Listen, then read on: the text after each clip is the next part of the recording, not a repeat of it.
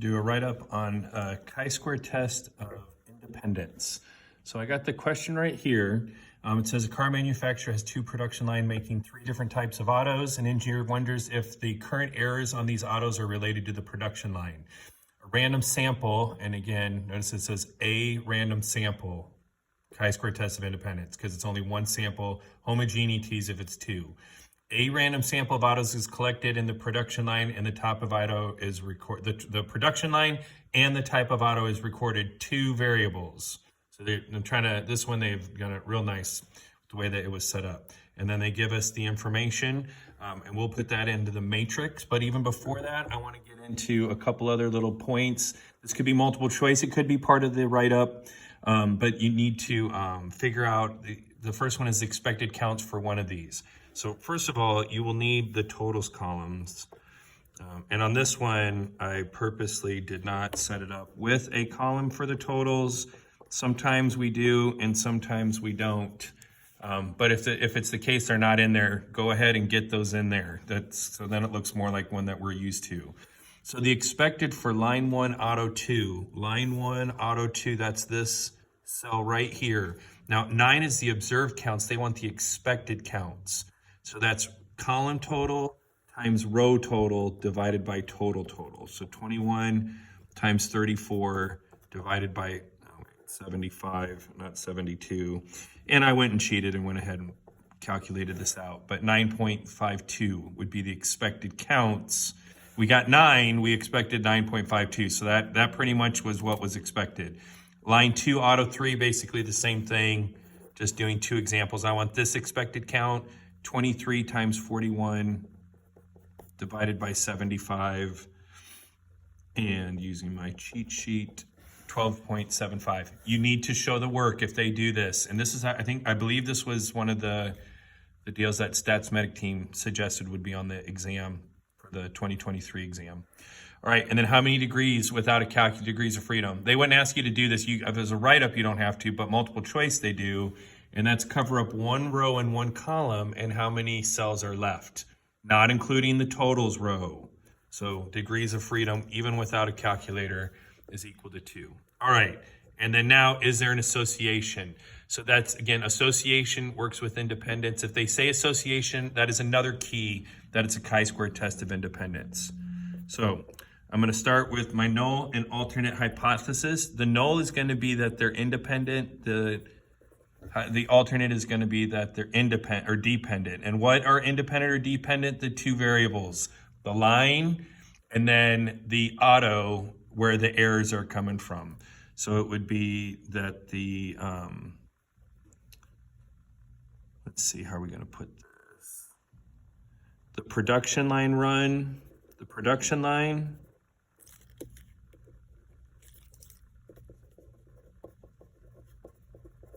and the type of auto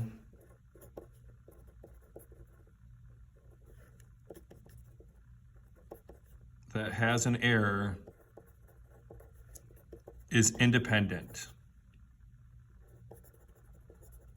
or not associated. Okay, you can actually use either wording. They don't care. They will use the word association. If that makes you feel better about it, that's fine. But the null is going to be that they're independent or not association. And then the alternate is the exact same sentence again, but with the word dependent or yes associated.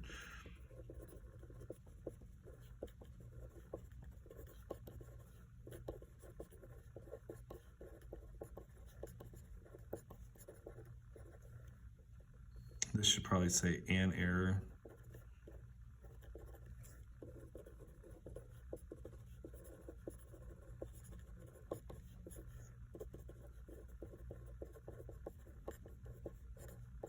All right, and then this is where I go ahead and put in that the alpha value will be equal to 0.05. That just needs to be stated anywhere in the write-up, but that's where I put it in for what we do. All right, and then this is a chi-square test of independence.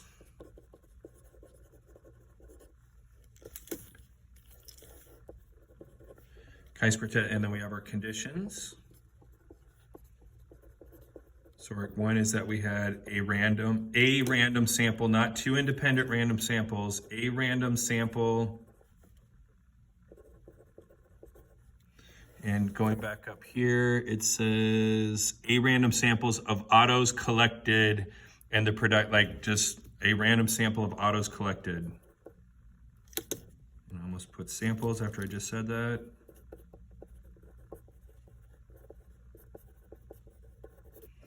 Okay, the 10% rule.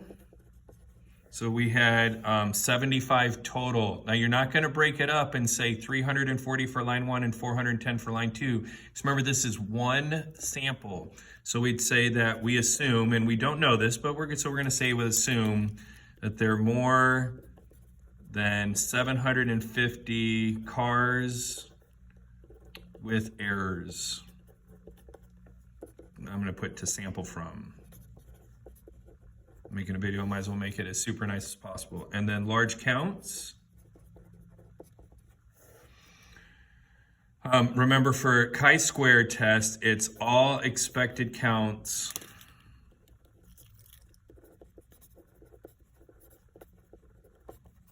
greater than or equal to 5. And then you have to give those, and we'll get that here on a calculator in just a second. We kind of get that when we actually run the test. Bounce around a little bit. So anyway, there's the first part of it. Now time for the calculator. All right, and then for this problem, I'm just gonna get some stuff on there already. I'm gonna go to second matrix and edit matrix A, and I have this one already pre-filled in, but it's not a big deal just to type that in. And there you go. Type in the numbers just as they are, and then you're gonna go stat test. Chi-square test. Now right here it says expected is supposed to be matrix B, but it will fill that in for us. We do not need to type in the expected counts.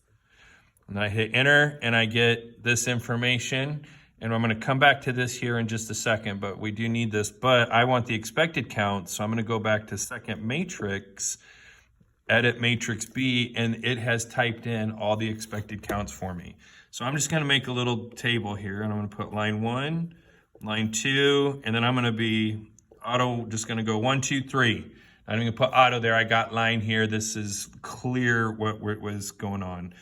And then I'm gonna round these each to 2 decimal places just because it's really not that big of a deal, but do not round it to a whole number. They are not going to want to see you rounding these to whole numbers, because then you don't understand that the expected counts don't need to be an actual value. So I give the expected counts, and now I have all those, and I'll need a couple of those here in a minute for my write-up as well. But it is a kind of a pain to write those out, but it's right there, so no big deal. All right, so I got my state plan. Then my do step is I need to give the chi-squared value, which we'll get in a second. We need p-value, and we need degrees of freedom. Those are the 3 things they're going to expect. We did have those on the calculator. I do need to go back and go to chi-squared test. You just saw how fast you can type it in if you know what you're doing. All right, so chi-squared is 0.63, but notice I'm gonna give myself some space because I'm gonna backfill in some work. The p-value is 0.729, so I'm gonna go 0.73, that'll be good enough. And the degrees of freedom is 2, which we actually already knew that, but the calculator is nice enough to tell us all 3 things that we need to include. All right, then for the chi-squared for the work, what we need to do is the formula is on the formula card, observed minus expected squared divided by expected. And we need to show at least 2 steps. So observed, get this back on here. This first one, line 1, auto 1, we observed 13. We expected 14.05. 13 minus 14.05 squared divided by 14.05. That's one of the pieces, and that's the contribution of line 1, auto 1. Sometimes they ask for that. If they do, this is the one we want. If it was any of the other ones, you would just do the same thing. Sorry, covered the number. Take whatever the number is, subtract it from the expected. You can solve that. And here, I tell you what, let's just real fast.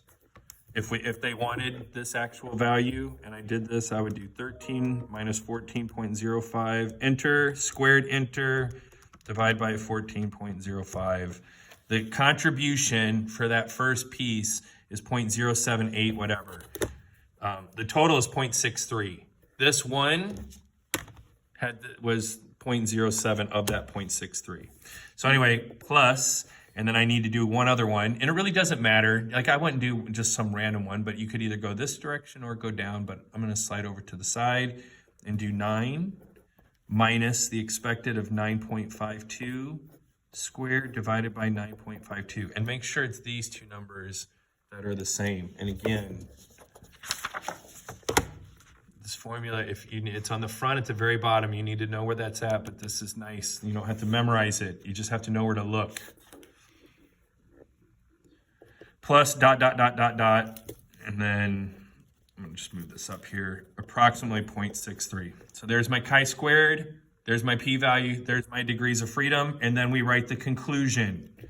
Just like we always do for any hypothesis test when we're talking about p-value. Say, since the p-value 0.73 is greater than alpha 0.05, we fail to reject the null. There is not convincing evidence of the alternate, which in this one, the alternate is that they're dependent. There is not convincing evidence that the production line, actually, I'm gonna write it a little bit different. I'm gonna say there's not convincing sense that the error type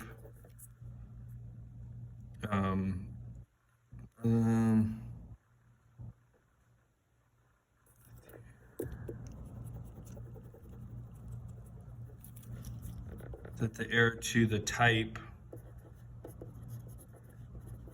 of auto is dependent on which line it was produced on. There you go. There's a chi-squared test, and I will be going over this one again, but there now everybody has a video. It can go over it as many times as they want.